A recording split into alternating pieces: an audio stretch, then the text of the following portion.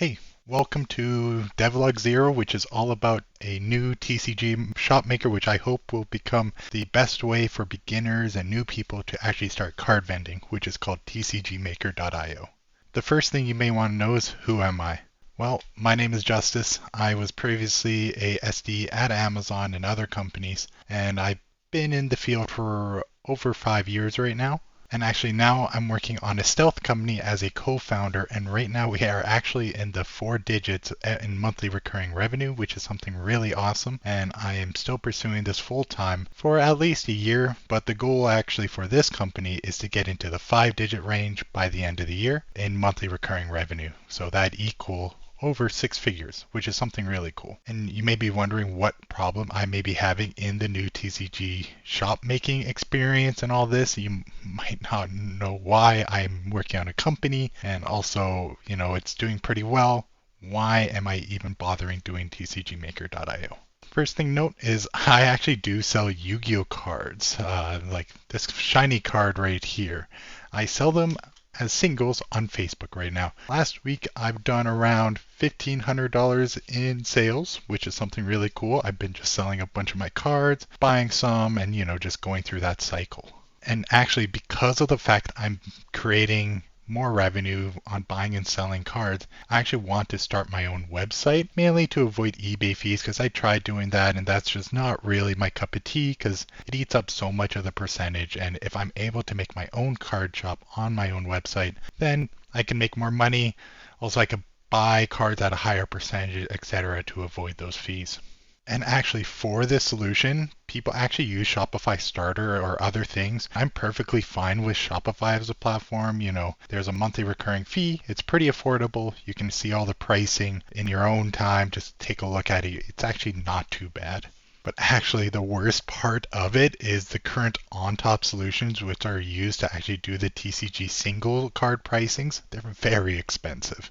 And here you can actually see some of the examples on how pricey they can be, even just as a beginner. So for example, you have BinderPOS, which is $100 a month and 2% of all the total charges.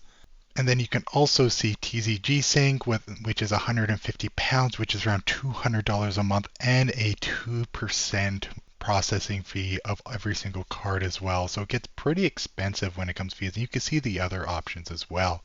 And that actually makes me starting my Yu-Gi-Oh card vending really hard at the beginning, because even though I may do $1,500 a month, it's really only 20% profit margin.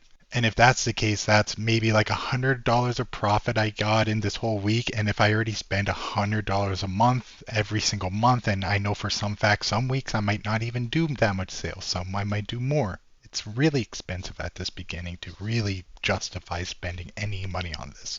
And that's actually where I decided to pursue TCGMaker.io, and that's why it's here to play, and that's why I decided to become the developer of this.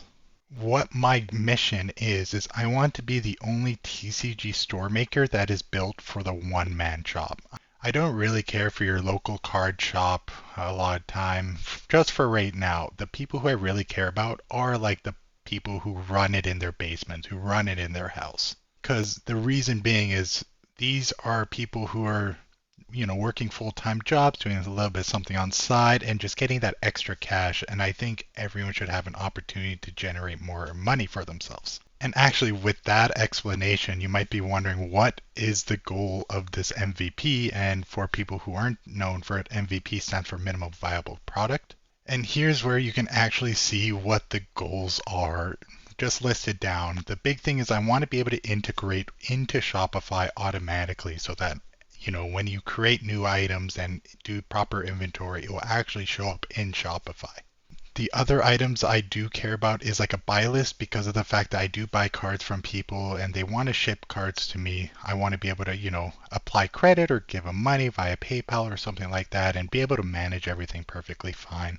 Another thing that's also really important is the fact of credit reimbursing, because sometimes I do prefer giving a credit to ensure that at least the product flows and I do gain that profit margin. And of course, the last thing, which is the singles database, which is a list of, ideally for right now, Pokemon, which is in English and Japanese, as well as Yu-Gi-Oh card singles. this will be updated on probably a daily cadence or a 12-hour cadence. I'm still figuring that out, and the goal is to always keep the pricing really accurate for any shop using this program. And actually, this is the most important part, which is what is our pricing strategy? Because if it's the same price as the other people, why the heck would you use us, right? Or use my product? And this is where I think I have a plan where at the beginning, again, I want anyone to join, and $10 a month I feel like is a really good price for that. And what I'm doing is more so once you pay that price and you actually get a certain amount of revenue you can use, because again, we keep track of your inventory, keep track of every single sale. So it's like, if you make $1,000 card in sales, the $10 is justified, right? And then it also makes it so that if you don't sell anything, $10 out of your pocket, that's, maybe a McDonald's meal. That's perfectly fine to avoid, and that's all you really need to care about. And then once you do, for example, start making more money, where it's like the 5K a month, we'll charge you $50 for that, where if you pay $50, you can actually go up to 5K, and then when you're $100 a month, you can go up to $20,000 a month.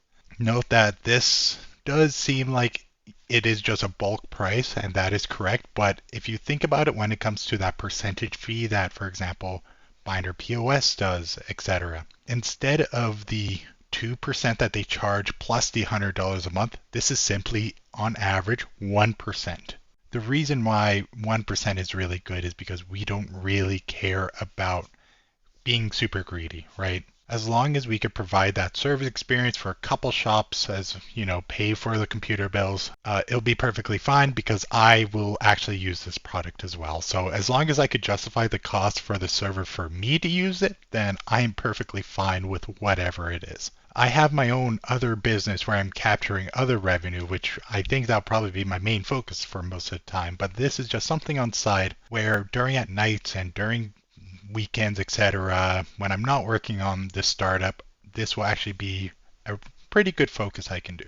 Now you may be wondering what's next for me, because this is a devlog, which is a development log. The simple point is I need to get the portal set up, which is going to be all about the auth, all about you paying for subscription, as well as the simple dashboard. There will be no really TCG anything, not for right now, not at least for the next video. The reason being is I just more so want to showcase that, hey, the auth, the subscription, and we get to a page that is like blocked behind the paying subscription. And you know what? That's perfectly fine, because I think the next future logs, it'll become pretty cool where I just show you guys more so what I've done, and then you could be like, oh wow, it's getting closer and closer and closer, and yeah, that'd be something really exciting. Now you might be wondering, what can you do? The first thing is just leave feedback. Are you a card TCG seller as well? What are some problems you're having? Please you can message down below, and that's perfectly fine. And then the other thing too is I already made the marketing website, which is a simple page. Please join the waitlist if you are very interested in using this. And you know what? I think that's all I really needed to talk about for my first devlog episode. I'm really excited to showcase what the future devlogs will be about, and you could see all the progress. And I hope you're very excited for this, just like how I will be. And yeah, that's it. I hope you subscribe. Hope you enjoyed, and I'll see you on the next one.